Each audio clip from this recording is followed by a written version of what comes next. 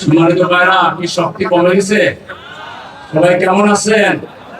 বুঝে বলেন, সবাই কেমন আছেন? আলহামদুলিল্লাহ, আলহামদুলিল্লাহ রাব্বিল আলামিন। সালাতু ওয়াসসালামু আলা রাসূলিল কারীম। বাংলাদেশের দুইটি শক্তি অগ্রসেনানীর ভূমিকা পালন করেছিল। তার একটা ছিল ছাত্র সমাজ। জুলাই অভ্যুত্থানের মূল নায়ক আমাদের দেশের ছাত্র সমাজ। তাদের অন্যতম শক্তি ছিল বাংলাদেশ ইসলামী ছাত্র শিবির। নেপথ্যের মূল নায়ক ছিল ইসলামী ছাত্র শিবির।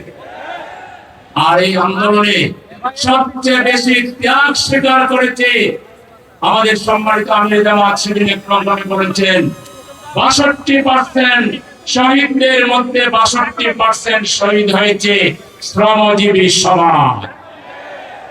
সুতরাং শ্রমজীবী ভাইদের বিগত জাতীয় সংসদ নির্বাচনে বিরাট ভূমিকা ছিল। শহরে নগরে বন্দরে সঠিক ব্যক্তিরা যাতে পার্লামেন্টে যায় তার জন্য তারা ঐতিহাসিক ভূমিকা পালন করেছে। তাদের অন্যতম দাবি ছিল, এখনো আছে তাদের দাবিনামার মধ্যে দেখলাম, জনগণ যে গণভোটের রায় দিয়েছে সেই গণভোটের রায় অবিলম্বে বাস্তবায়ন করতে হবে। আপনারা কি এটার সাথে একমত? আমরা সরকারকে বলতে চাই, মাননীয় প্রধানমন্ত্রী, আপনি আজকে শ্রমিক সমাবেশে আসছেন, আপনার দলের শ্রমিক সমাবেশে, এখানেও আপনার গোয়েন্দা সংস্থার লোকেরা আছে। বিশাল শ্রমিক সমাবেশ থেকে এই শ্রমিকরা দাবি জানাচ্ছে গণভোটের রায় দাড়ি কমা সূত্রে আপনাকে বাস্তবায়ন করতে হবে। এই ব্যাপারে যদি কিন্তু বাংলাদেশের জনগণ মানে না, প্রয়োজনে আরেকটা জুলাই সংগ্রামের অভ্যুত্থানের ডাক দেওয়া হবে। সেই ডাকে আরো বেশি পরিমাণ শ্রমিক নিয়ে রাস্তায় নামতে আপনারা কি তৈরি আছেন?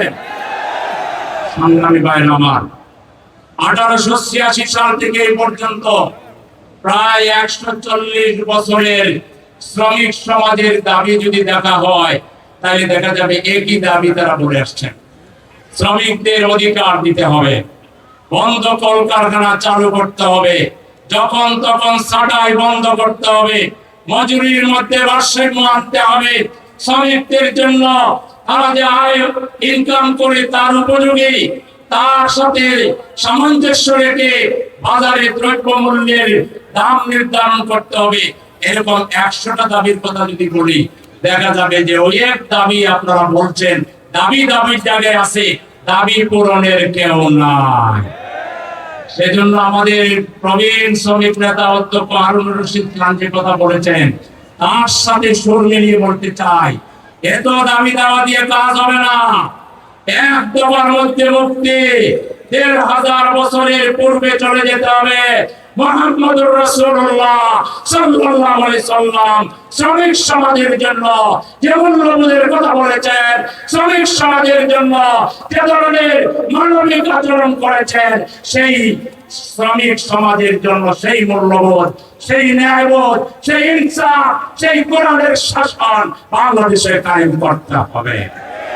আল্লাহ রাসূল যখন এসেছিলেন তখন সমাজে দাবি দেওয়ার শেষ ছিল না, কিন্তু আল্লাহ রাসূল অসংখ্য দাবি পূরণের দিকে যাননি। তিনি এক দফার কথা মানুষকে বলেছিলেন, কুলু লা ইলাহা ইল্লাল্লাহ তুফলিহুন। এই এক দফার মধ্যেই সকল দফার মুক্তি নিশ্চিত হয়েছিল।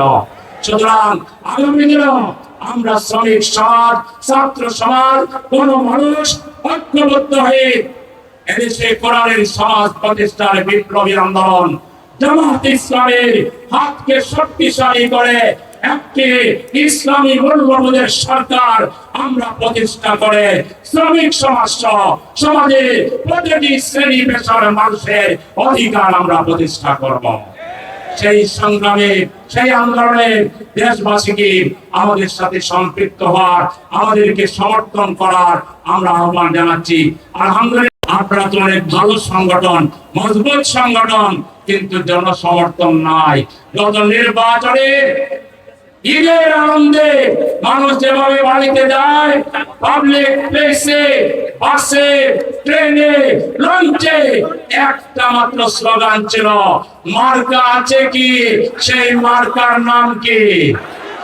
দাঁড়িয়ে পাল্লা স্লোগানে জনগণ সমস্ত জালিম জুলুম ফ্যাসিবাদ আর স্বৈরাচারকে রুখে দেওয়ার জন্য, ঘুষ এবং দুর্নীতিকে বন্ধ করে বাংলাদেশে ইনসাফ কায়েমের জন্য মানুষ জামাত ইসলামীর পতাকা তোলে দলে দলে শামিল হচ্ছে।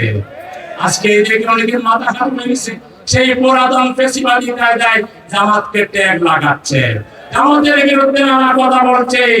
আমরা বলতে চাই, রাজাকার রাজাকার স্লোগান দিয়া হাসিনা যে পথে গেছে, আমারও যারা এই স্লোগান দিয়ে মানুষকে বিভ্রান্ত করার চেষ্টা করবেন, আপনাদের পরিণতি একই পথে হবে।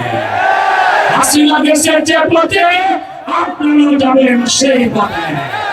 বাংলাদেশের মানুষ আর বিভাজনের রাজনীতি চায় না। সুতরাং পার্লামেন্টে গঠনমূলক ভূমিকা রাখবেন, আর না হয়ে বাইরে আমরা আছি, জনগণ আপনাদের সকল বরাবরই জবাব রাজপথে দেবে। সবাইকে তৈরি হওয়ার জন্য, আগামীর মুক্তির বাংলাদেশ, ইনসাফের বাংলাদেশের জন্য প্রস্তুতি নেওয়ার আহ্বান জানিয়ে, সবাইকে ধন্যবাদ জানিয়ে আমার কথা এখানে শেষ করছি। আল্লাহ হাফেজ। বাংলাদেশ জিন্দাবাদ।